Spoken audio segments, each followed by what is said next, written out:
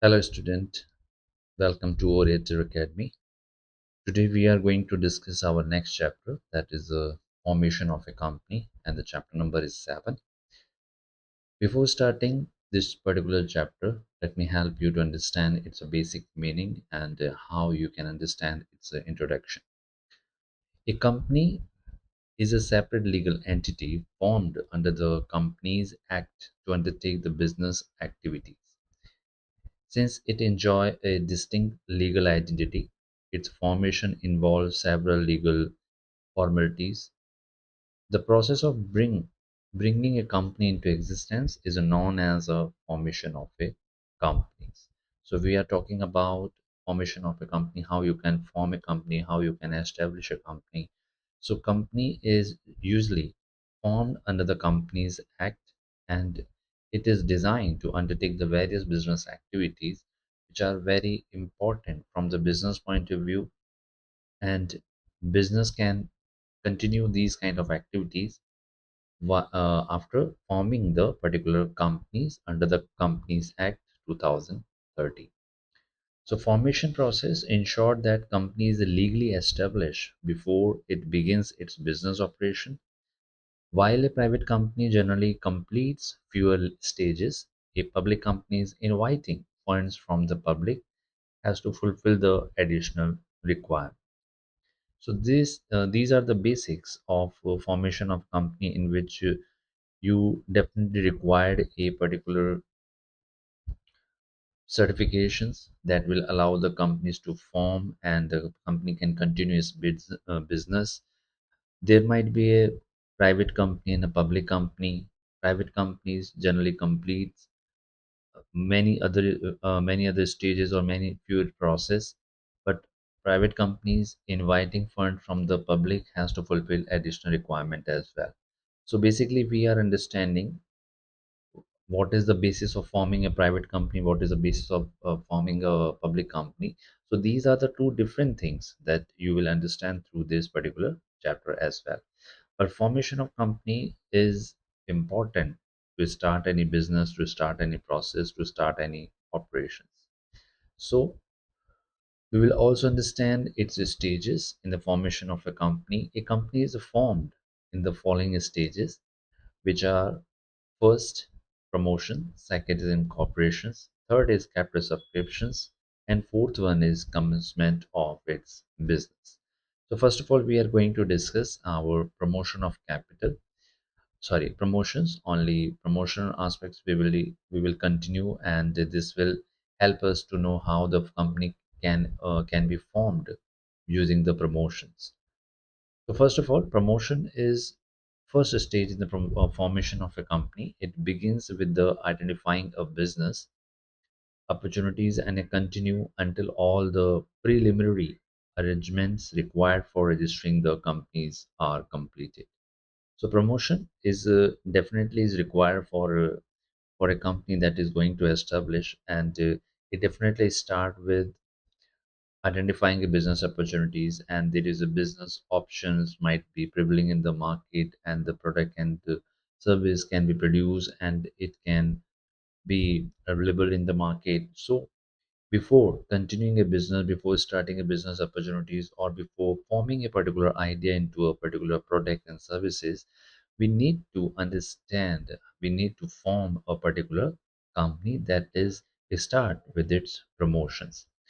So it begins with identifying a business opportunities and continue until all the preliminary arrangement required for registering a companies are completed.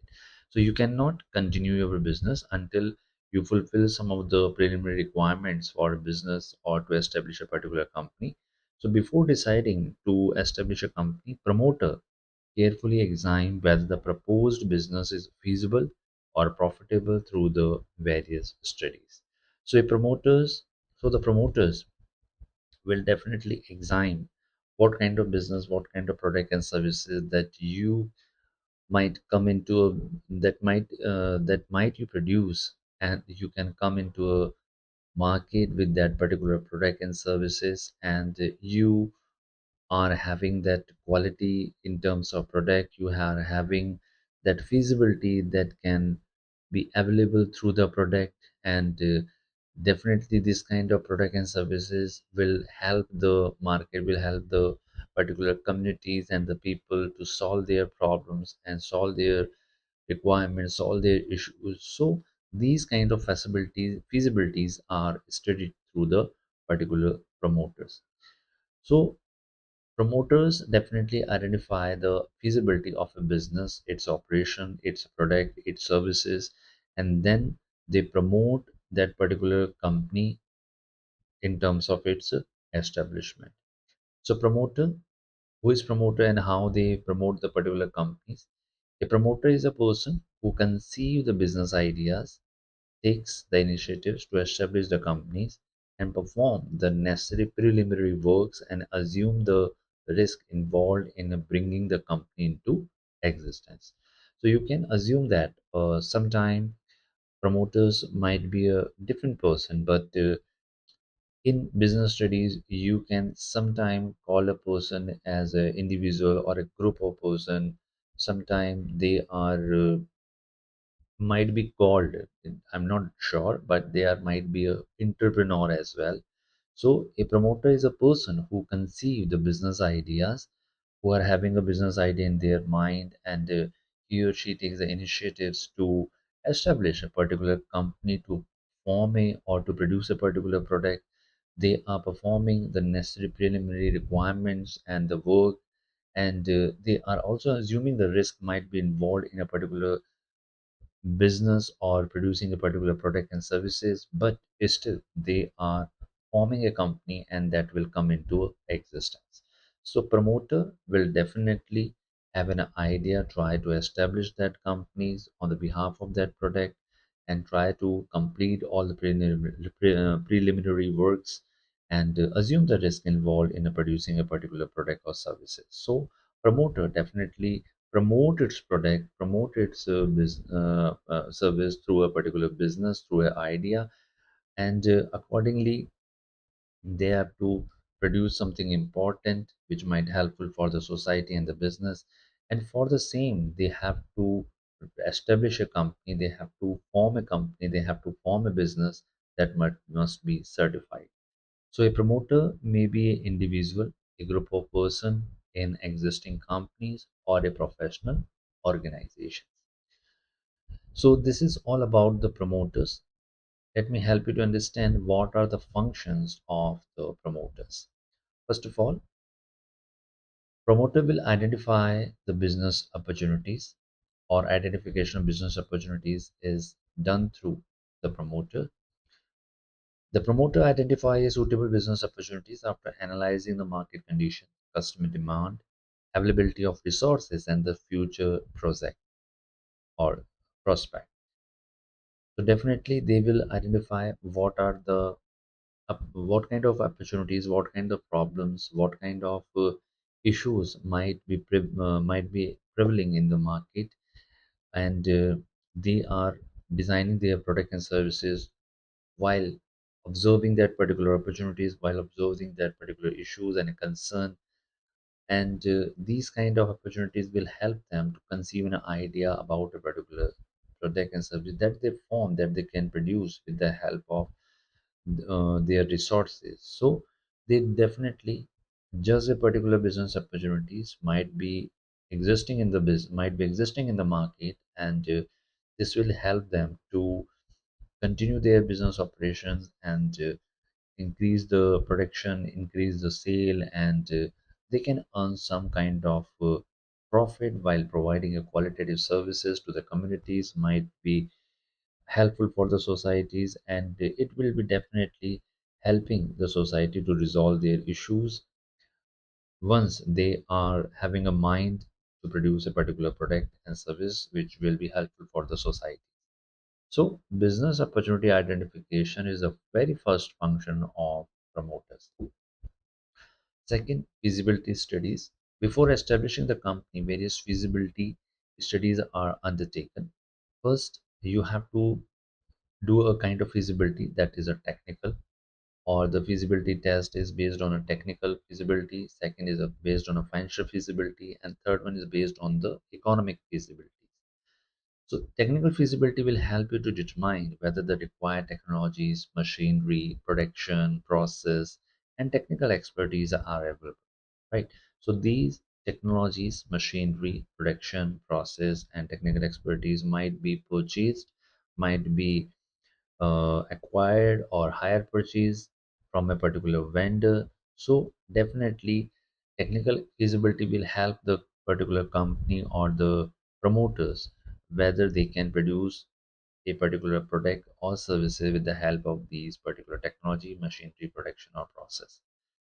Next, they have to identify the what is the feasibility in terms of finance.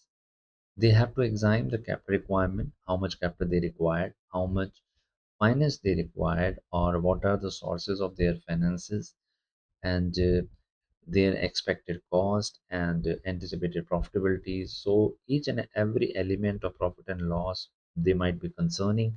So they will definitely focus on the capital requirement, sources of finances, expected cost, and anticipated profitabilities. Third type of feasibility that they are considering is the economic feasibility that will help them to evaluate whether the proposed business is economical beneficial and capable of generating the satisfactory returns over time. So economic feasibility is very important apart from technical and financial. This particular economic feasibility will definitely help the particular promoters whether they would be able to produce the goods economically, whether they are able to generate a sufficient amount of profit and returns over the period of time. So this is how they are ju- uh, justifying the feasibility in terms of economics. So promoter definitely have their own business, proposed business, but they need to confirm the beneficial aspects of the particular business in terms of profit. They definitely have to be satisfied in terms of their business, in terms of their returns that they might be earning in the near future. So feasibility studies is very important.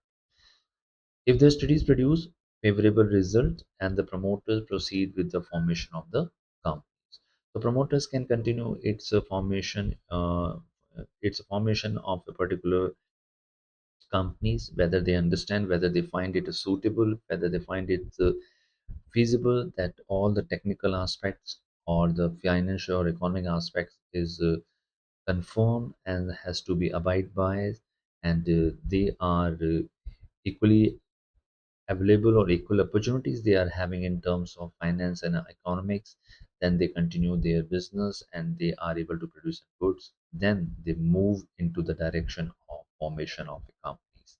So this is very much important and fundamental in terms of feasible studies about the business that you are going to establish, the company you are going to establish in the near future. Next, we are focusing on the approval of the company's name.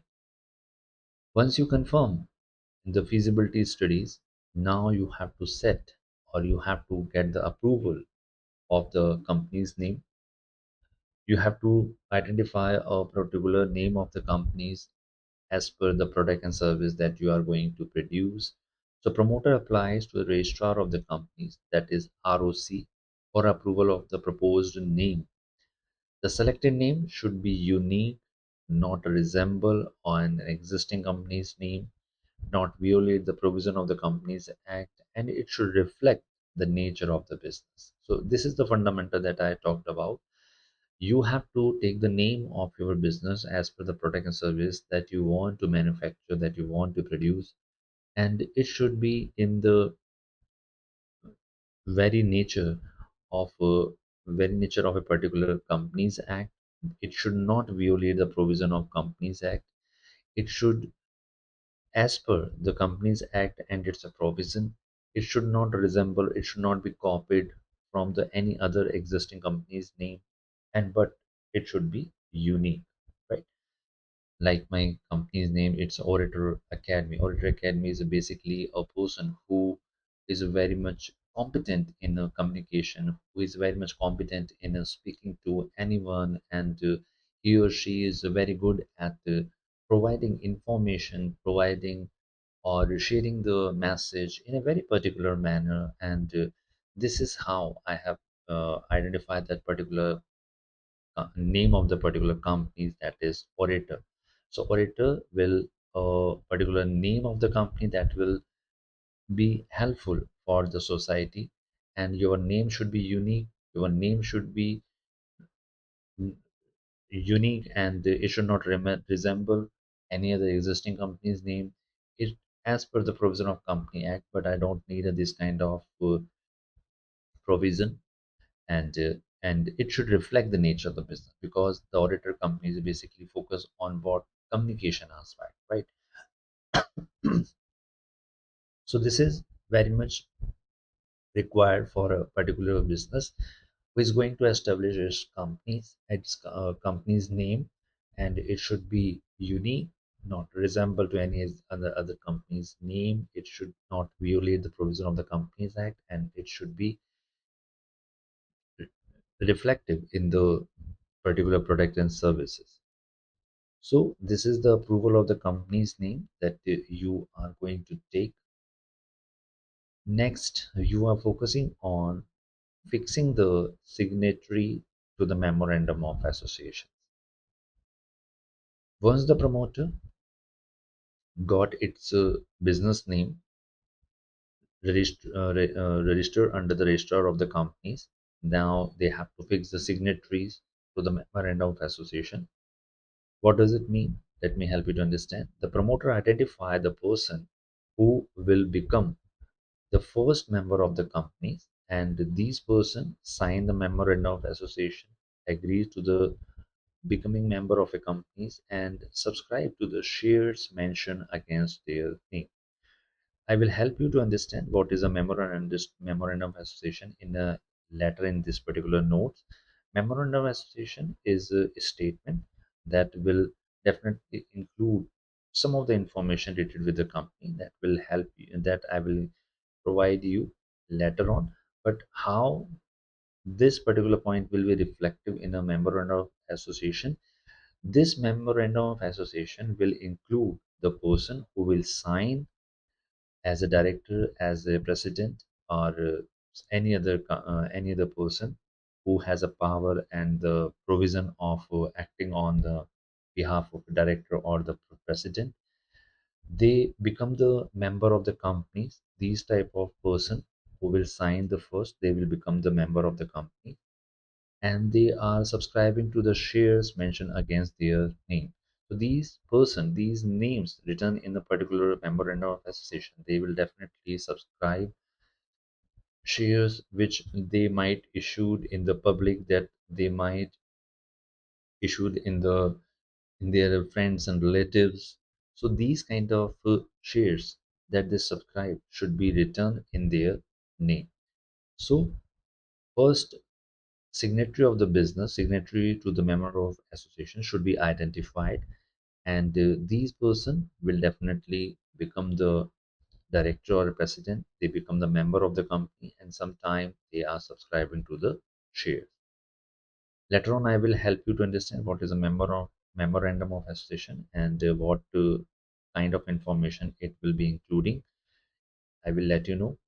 Next, we are focusing on appointment of a professional expert. So to ensure proper compliances with the legal formalities, promoters generally appoint professionals such as a chartered accountant, company secretary, cost accountant, and advocates. You know it.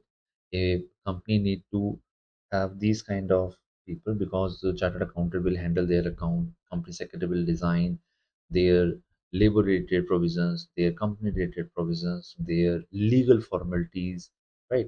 Cost accountant will help in controlling the cost and the manufacturing aspects, and they will audit all three peoples, like a chartered accountant, company secretary, and a cost account. They will definitely help the companies to audit their account, audit their various activities and transactions.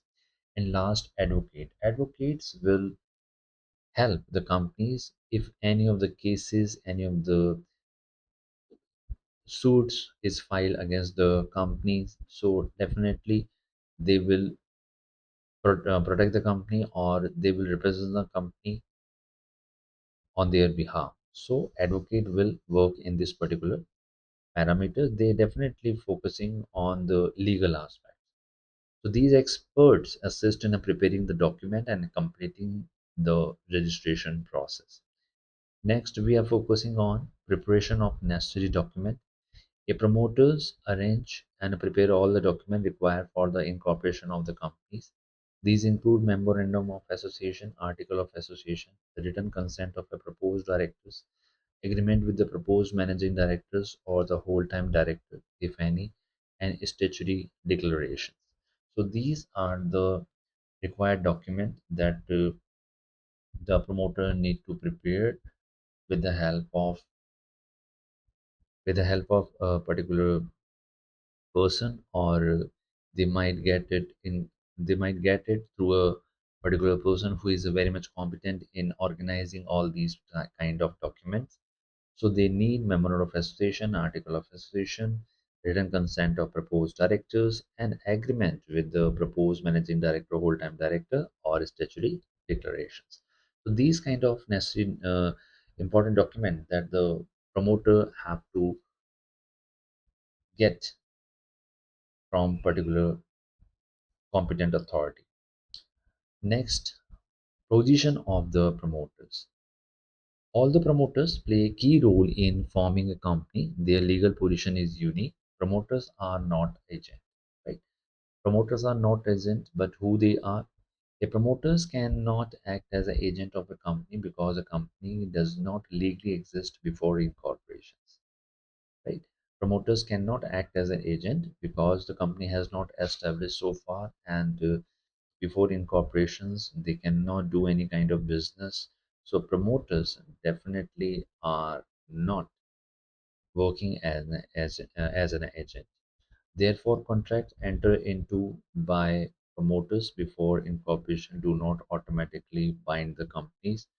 Contractors enter into the by the promoter before incorporation do not automatically bind the companies, because these kind of particular promoters, or who are not working as who are not as an working as an agent, they definitely have a contract through which they will be supporting the promoter. But before the incorporations, they are not having a binding principle or a binding authorities on the behalf of the companies. So once they are able to get the formation or its certification of the company, then the particular contract will definitely bind the promoters and work on this particular companies and its behalf. So definitely it will be helpful for the. Next, we are going to study promoters are not trustee. Promoters are not trustee because no trust relationship exists before the company's formation. However, they occupy a fiduciary positions which require them to act honestly and in the best interest of the proposed companies. So promoters cannot be in a form of trustee. They are not playing the role of a trustee at all before forming any companies or forming any business. Next, fiduciary relationship. Promoters must disclose all the material facts relating to the transaction entered into on the behalf of the companies. They should not misuse their position or personal benefit. They have a fiduciary relationship in terms of business and its existence.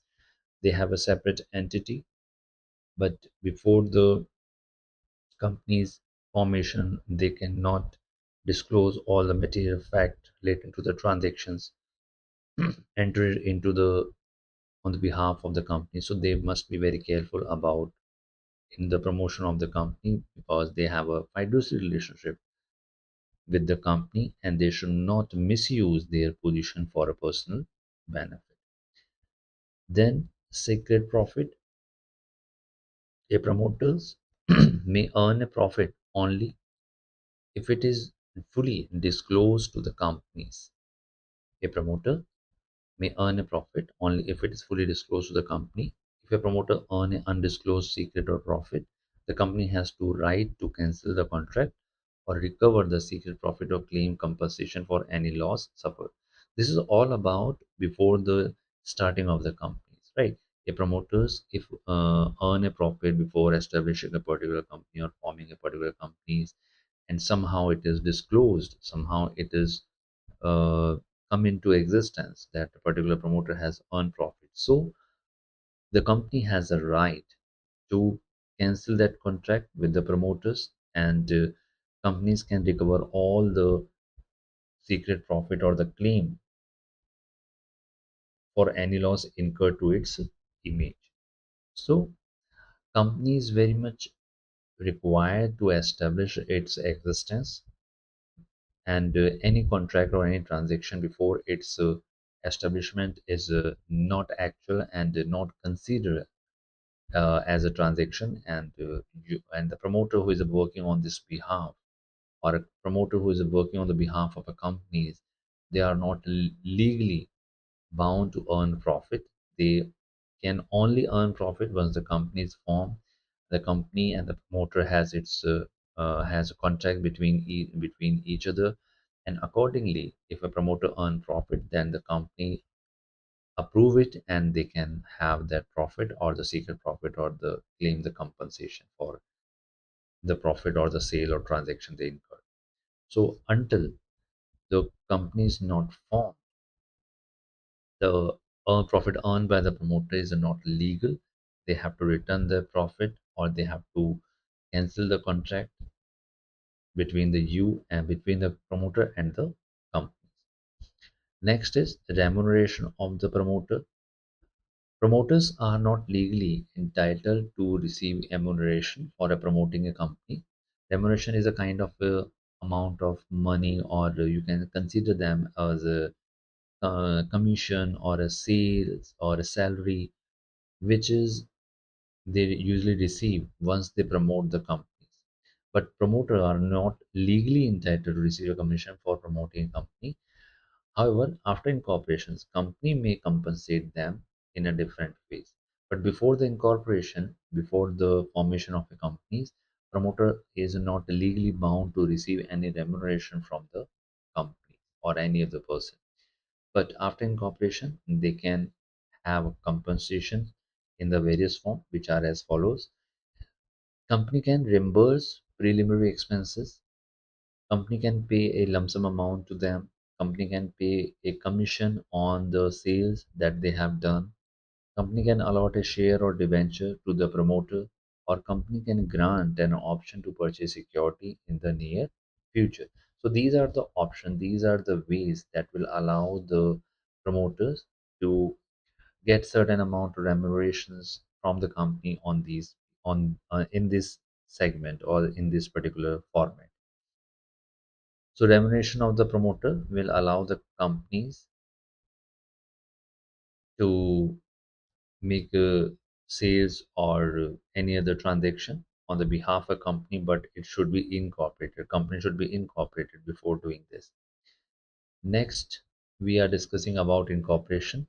So far we have discussed various function of promotions, and how the position of a promoters are discussed in a particular chapter. We have understood the same.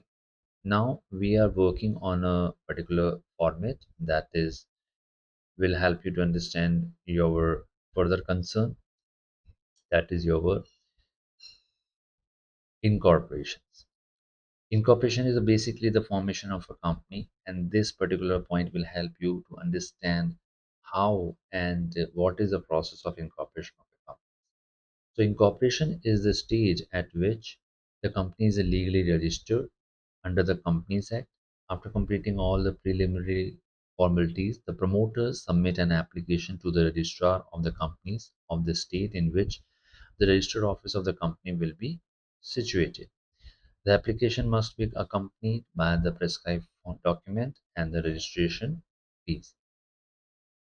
After completing all the preliminary formalities, promoters of the companies, they will submit an application to ROC, Registrar of the Companies of this state. Suppose the company should be established, company should be formed in Rajasthan, then it should be submitted to registrar of company in Rajasthan, and register office should be also in the Rajasthan.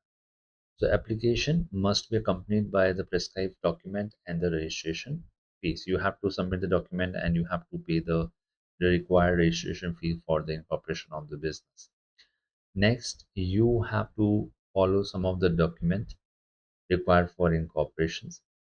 First, the following documents are submitted to the registrar. First is a memorandum of association. Now you can understand what is the meaning of memorandum of association and how it is useful. So MOA, or a Memorandum of Association, is a principal document of the company. It defines the scope of its activities and relationship with the outsiders. What kind of activities is done through particular business? It is written in this particular Memorandum of Association. What kind of relationship that will be existing, or that will be there between the insider or outsider of the companies. Insider might be a management or the employees, or outsider may be a customer or a stakeholders, whatever it is. And it must be properly stamped, MOA properly stamped, signed by the required number of subscriber, and it should be witnessed according to the legal requirement. So these are the some of the formalities that you follow once you apply for the formation of a company or incorporation of a company. So first, memorandum of association or its document should be fulfilled. For a public company, at least seven subscriber or a seven members are required, whereas a private company require at least two subscriber in terms of member. So a public company requires seven subscribers, seven member, but a private company require at least two member or two subscriber. Next, we will understand the various clauses of the Memorandum of Association, because Memorandum of Association is a very particular document which is useful for the formation of a companies, and there is a there are number of information that you include in the Memorandum of Association related with the business, its activities, its a registered office, it is a purpose, it's a business, it's a service, and many more. The first clause is name clause. Memorandum of Association allows you to specify the approval name of the company. The name of the public companies ends with the limited, while the private company's name ends with the private limited. And you have heard in many scenarios in terms of business, in terms of capital, in terms of finance. So XYZ limited company, yeah, XYZ private limited company, these are the two different name of a particular business, and one might be related with the public, one might be related with the private company. Second, registered office clauses states the state in which the company's registered office will be situated. Suppose you want to continue your business or start your business in Rajasthan, then your registered office clause must be allowed to write the company's and its head office in Rajasthan, and it should be mentioned in the Memorandum of Association. So this determines the jurisdiction of the registrar of the companies. Next, objective clauses. What is the purpose of your business? This particular clause will define the main objective for which the company is established. Second, activities that are incidental or ancillary to achieving those objectives. The company cannot undertake activities beyond those specified in these clauses. Once you mention your main objective, once you mention the activities that you will continue in your business, apart from this, or apart from these, you cannot do any other activity which are beyond or out of the control of the specified clauses. So you cannot do your business beyond or against the objective that you have written, against the activities that you have mentioned. Next is your liability clause.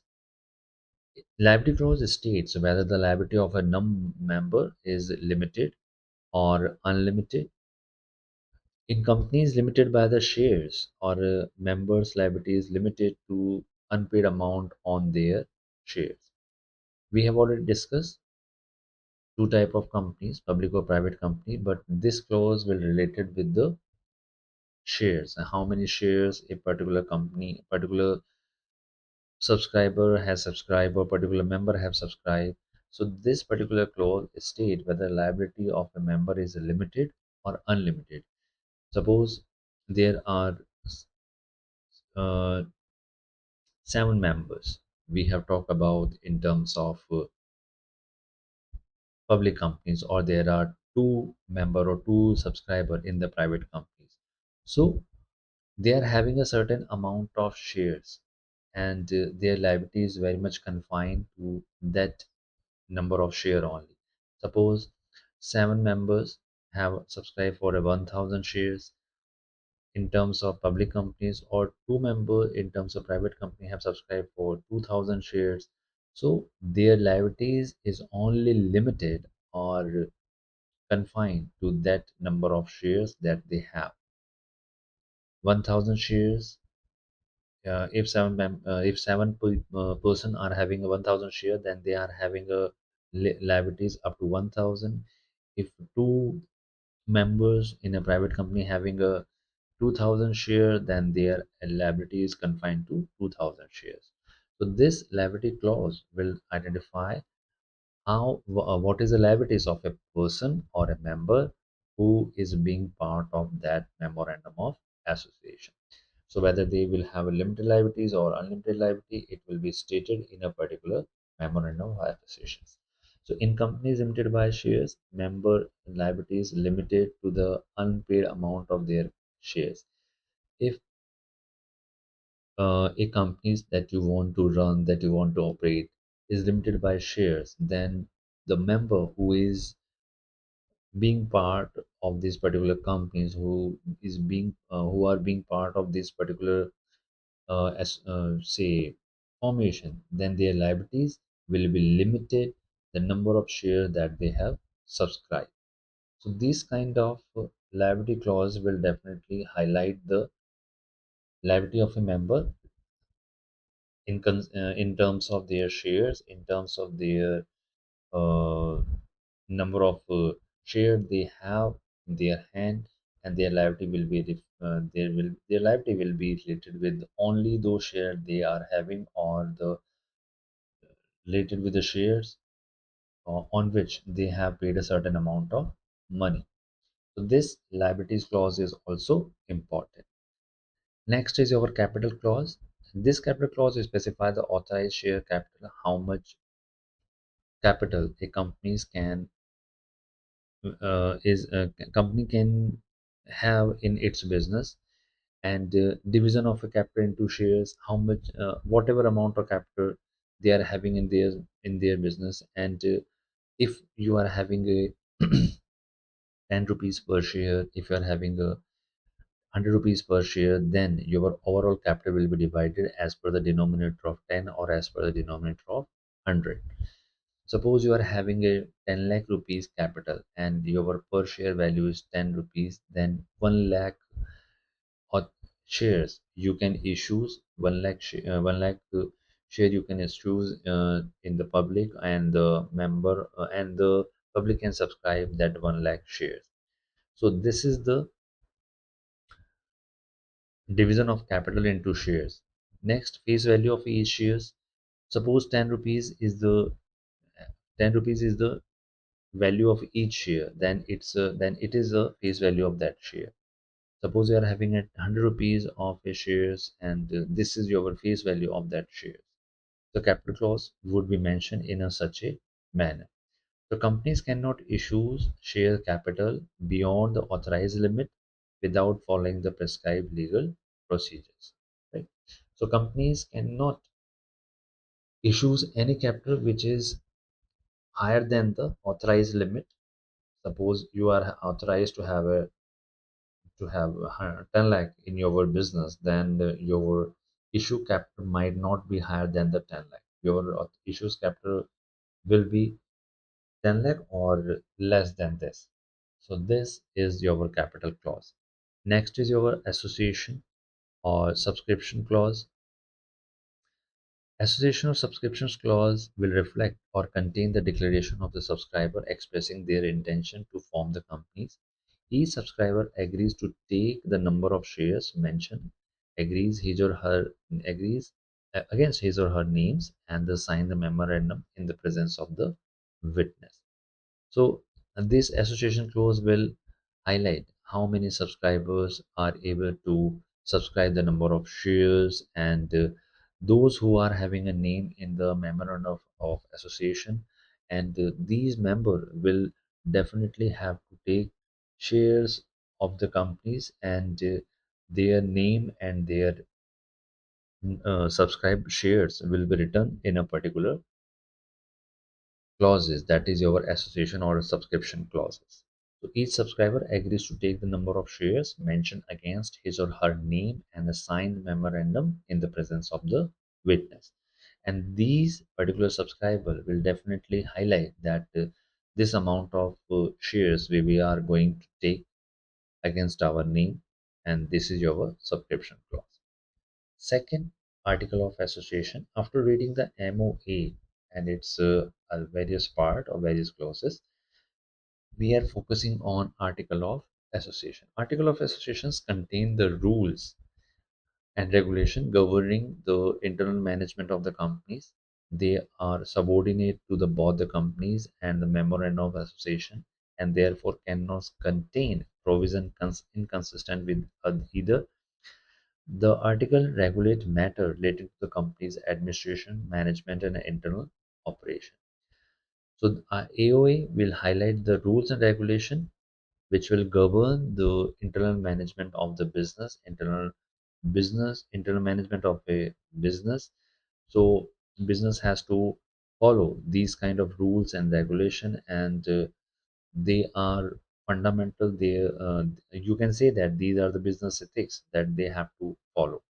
So these rules and regulation will become the business ethics from the article of association point of view. They are subordinate to both the Companies Act and the Memorandum of Association. Article of Association will highlight the rules and regulation that the person or the member of the particular business we has to follow, and they cannot go beyond that particular rules and regulation. They need to abide all these rules and regulation as per stated in the article of association. So articles regulate matters relating to the company's administrations, management, and the internal operations. So this AOA will be an important part, and this will highlight your working aspects of the business. Next is your consent of the proposed director. This is the third element, consent of the proposed director. Each proposed director must submit a written consent confirming the willingness to act as a director of the companies. This particular element will highlight if the company is having its director, then the director should confirm or should give its consent, confirming that they are working as a director in the best interest of the companies. Fourth one is agreement. If the company propose to appoint a managing director, full-time director, or the manager, or the relevant agreement relating to such appointment should also be submitted.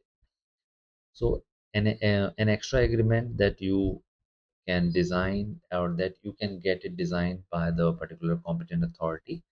If the company propose that they are going to appoint a managing director, MD, or WTD, or the manager, then they definitely has to submit this kind of agreement to the competent authority or the registrar of the company. Fourth one is your statutory declaration, a declaration confirming that all the legal requirements relating to the incorporation of the companies have been complied with most the must accompanies the application. A statutory declarations confirming that all the legal requirements related to the incorporation of a company have been complied with the must accompanies the application. All the related document, all the related information of the business should be incorporated, and they should be supplied, they should be fulfilled along with the applications, and this particular declaration should be submitted to the particular registrar of the company. So statutory declarations will definitely have the compliances, the rules and regulations, some kind you can say, will be fulfilled, and these rules and regulation or the compliances will allow the companies to work according to this. So declaration may be signed by an authorized professional or a person named in the article of association. Yeah, the declaration may be signed by an authorized professional or a person named in the article of association. Next is your payment of a registration fees.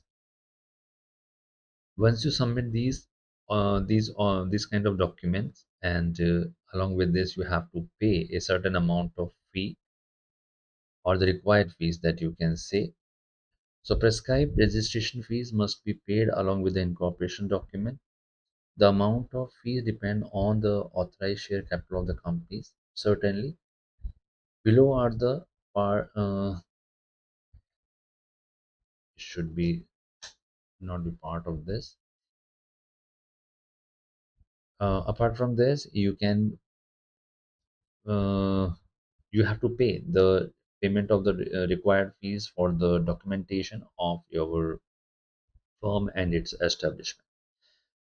After submitting the document, after submitting the particular application, you will have a certification of incorporation from the registrar of the company.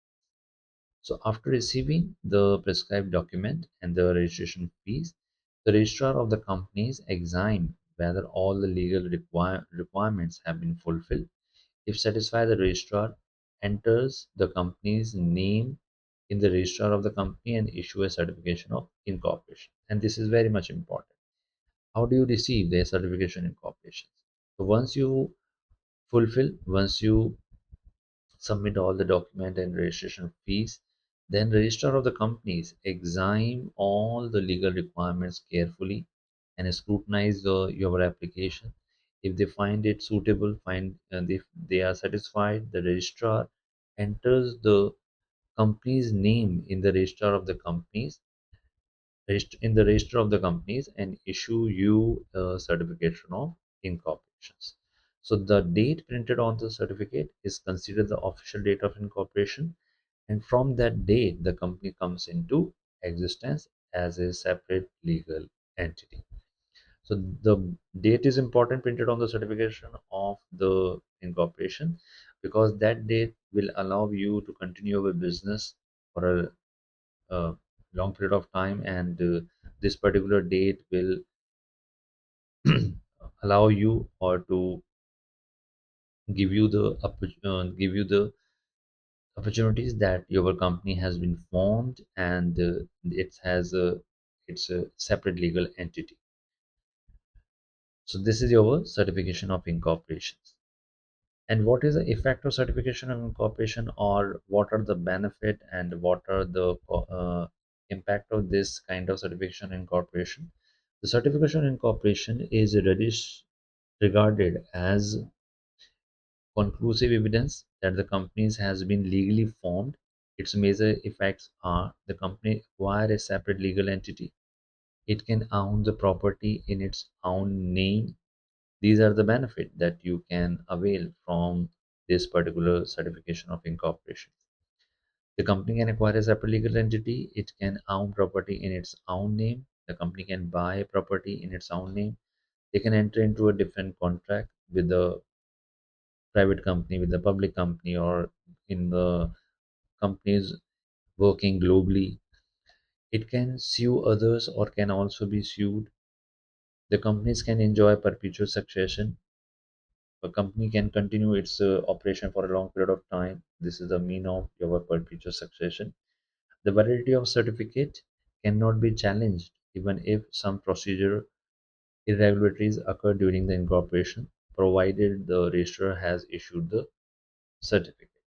So this certificate will be valid, and nobody can challenge it, even if some of the irregularities might occur during the incorporation, because this particular certificate is basically issued by the registrar of the company. So they can continue, or they can allow the companies to continue its business and its operation.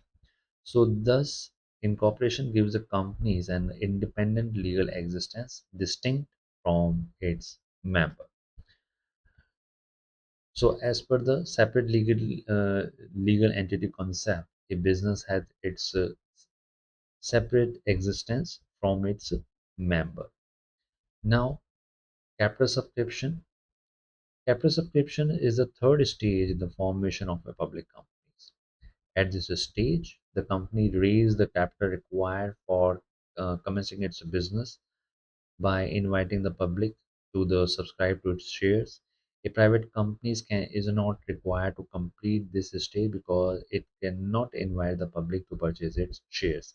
A public company is allowed to issue its shares to be subscribed by the general public, but a private company or a private concern is not allowed to issue their share in a public and invite their subscriber to subscribe their capital. So this is the basic difference between the public company and the private company. Now you have to take approval from the SEBI before making a public issue of the share, which can be done by the private companies. Public companies. A company must comply with the guidelines issued by the Security and the Exchange Board of India, that is a full form of SEBI. SEBI regulates the issue of securities and protect the interest of the investor. Second, filling the prospects. A public company is inviting the public to subscribe to its shares may issue a prospect. A public company can issue a prospect in which they will be including all the written informations about the business, its concern, its a member, its directors and managing directors, and how much capital they need and how much finance they require, and this kind of information should be part of this particular prospect. So, what do you mean by prospects? A prospect is an official document issued by the public companies inviting the public to subscribe to its shares and the debenture. So, this is a very important document which allow the companies to issue its share in the market, and it allows the subscriber to subscribe the share on the behalf of this particular prospect. After reading the certain information about the company which is written in a particular prospect, the subscriber will subscribe the number of shares in the market. So this particular prospect will provide informations regarding name of the business, objective of the companies, financial positions, detail of the management, terms of the issues, and the risk factor. So these are the important points that will be under observations before making any purchase of the particular share, before making any buying of a particular share. Next, we are focusing on, apart from this, right of investors are also part of it. Prospectus enable investors to make informed investment decisions. Next, we will consider a statement in the lieu of the prospects. Sometimes prospectus is not ready, then the statement in the lieu of prospects will help the companies to invite the public to subscribe its shares. So if a public company decide not to invite the public to subscribe its share and arrange a capital privately, it is not required to issue a prospect. Instead, it must file a statement in the lieu of the prospect with the register of a company at least 3 days before the first allotment of shares. So this is very much important. If the public company is not interested to invite the public to subscribe their share, or they want to arrange their capital privately, then they have to submit a statement in the lieu of the prospects with the registrar of the companies at least 3 days before the first in law allotment of the share. So this is fundamental document, fundamental or important statement that the public company can issues in lieu of the prospect or in place of the prospect. Third one is appointment of a banker, broker, and underwriters. To facilitate the issue of shares, the company appoint various intermediaries. A company can issue its shares with the help of banker, broker, or underwriter. A banker receive application money from the investors and maintain the funds and until the shares are allotted. That you usually see this kind of application and subscriptions, which is done through online or offline particularly, but most of the cases it is done online as of now.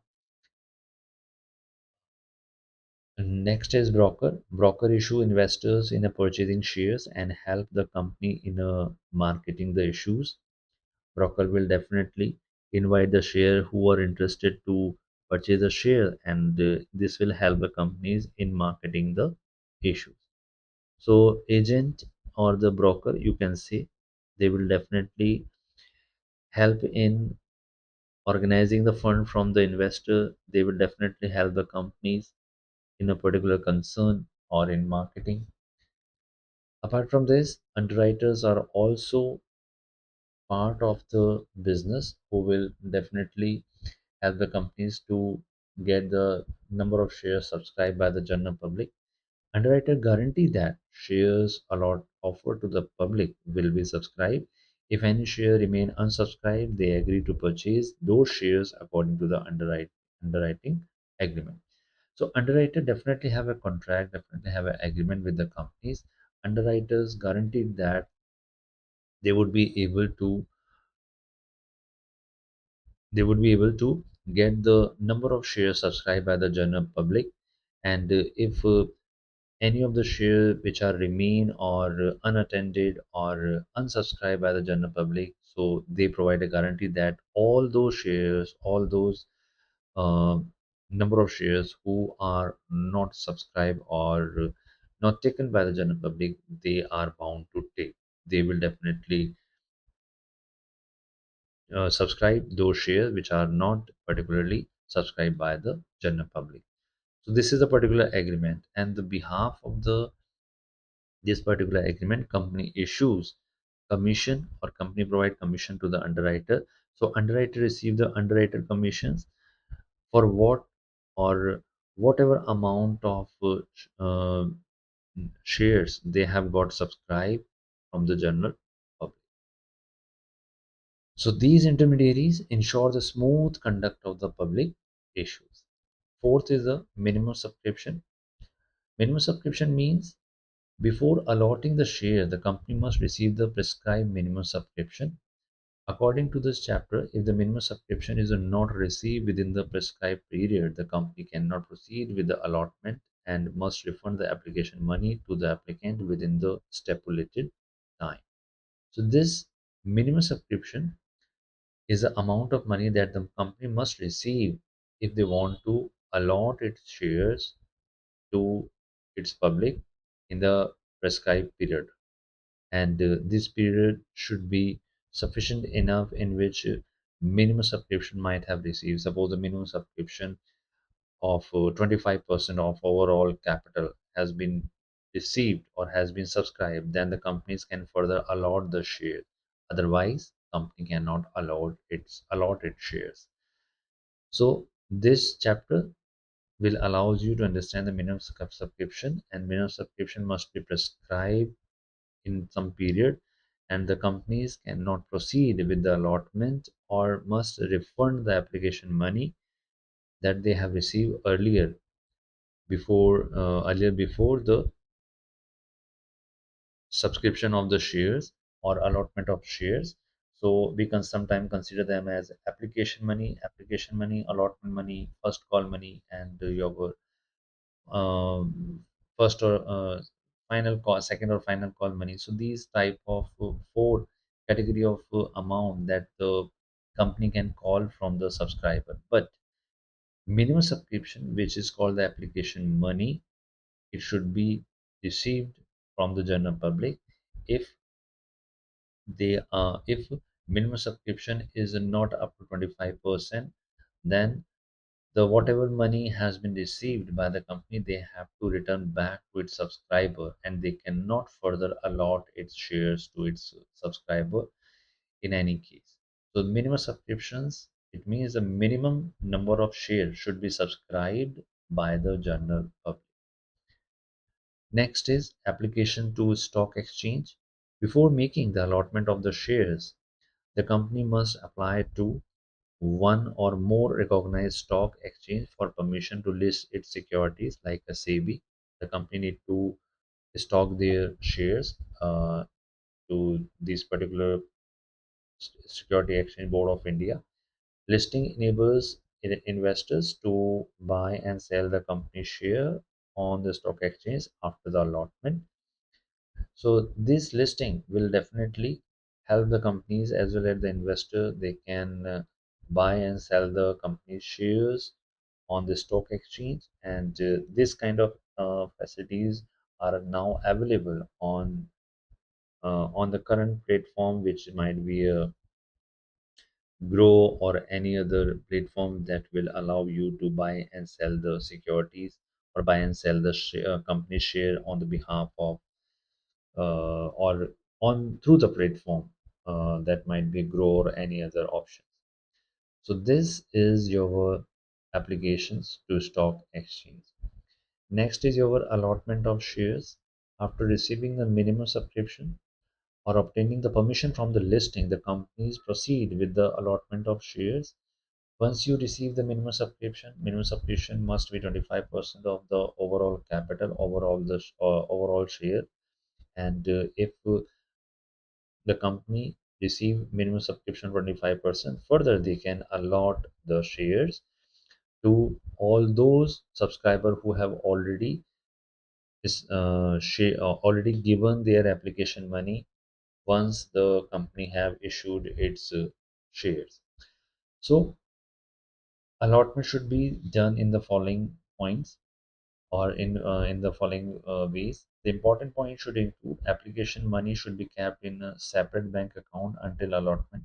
The amount cannot be used for any purpose before allotment. Excess application money should be refunded and adjusted according to the terms of issues. And at last, successful application received at letter of allotment confirming the shares allotted to the subscriber or to them. So this is the four important point. Application money you need to keep in a separate bank account until the allotment is done. The amount cannot be used for any other purpose before allotment.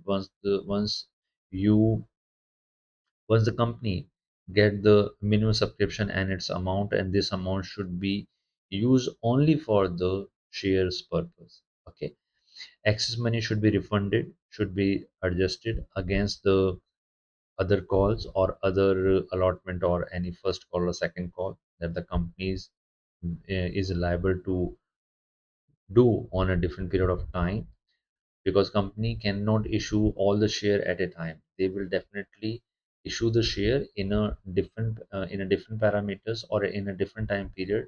Once they issue for application, second they issue for allotment, third they issue for a first call, and fourth if required they issue for a second and final call. So these kind of calls they usually make in terms of application, allotment, first call, and second and final call.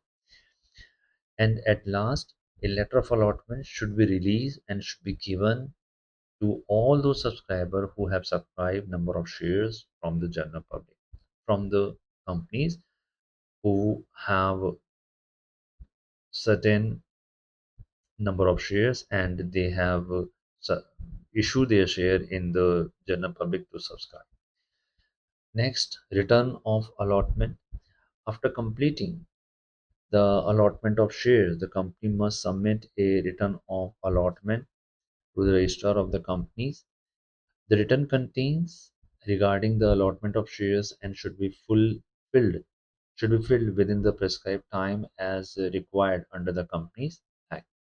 Sometime allotment amount you need to refund, and here we have written that after completing the allotment of share, company must submit a return of allotment to registrar of companies. Return contains detail regarding the allotment of share and should be filled within the prescribed time as required under the Companies Act. So this is for the registrar of company, not for the general public. So once they issue the letter of allotment, then this letter of allotment and its related information must be fulfilled or must be submitted with the registrar of company. Registrar of company will definitely have the information that particular company has issued its shares and it has been properly subscribed by the general public, and the company has received minimum subscription, and further they have allotted the shares. So this return contains the detail regarding the allotment of shares and should be filled within the prescribed time as required under the company's. Now, uh, difference between the Memorandum of Association and Article of Association. We have basically understood the meaning of MOA and AOA, but here I have mentioned on the basis of uh, mention both of the particular MOA and AOA on the basis of these particular point. Basics, the meaning, in terms of MOA, it defines the company's objective, powers, and scope of activities. Article of Association define or contain the rule for internal management of the companies. In terms of positions, MOA, it's a principal document of the companies, and AOA, it is a subordinate to the Memorandum and Companies Act. In terms of relationship, MOA governs the relationship between the company and the outsider, and AOA governs the relationship between the company and its member. And alteration is a comparatively difficult and subject to legal provisions under the MOA. But in case of AOA, it can be altered more easily by following the prescribed procedures. So alteration, it means a modification is possible in terms of MOA, and MOA is definitely difficult to change, but AOA is easy to adjust and you can make changes in that. Scope. MOA act as a charter defining the limit of the company's activities, and AOA regulate the internal administrations within those limits. So this is the basics and fundamental of MOA or AOA, and it will definitely allows you to think in a particular manner, and you can understand the difference between these two. So this is the basics that you will understand about the MOA and AOA. So this is all about your formation of a business. We have concluded this chapter after understanding the basic difference between the AOA and MOA. If you like this content, then you can subscribe, then you can share, and you can refer to all those people who are preparing for the competitive exams and this type of information is required for them. So we will see you in the next chapter uh, with the different content and the different format. Till then, study these chapters, and if you have any questions, then you can ask me in the form of comment. Thank you very much. See you in the next video.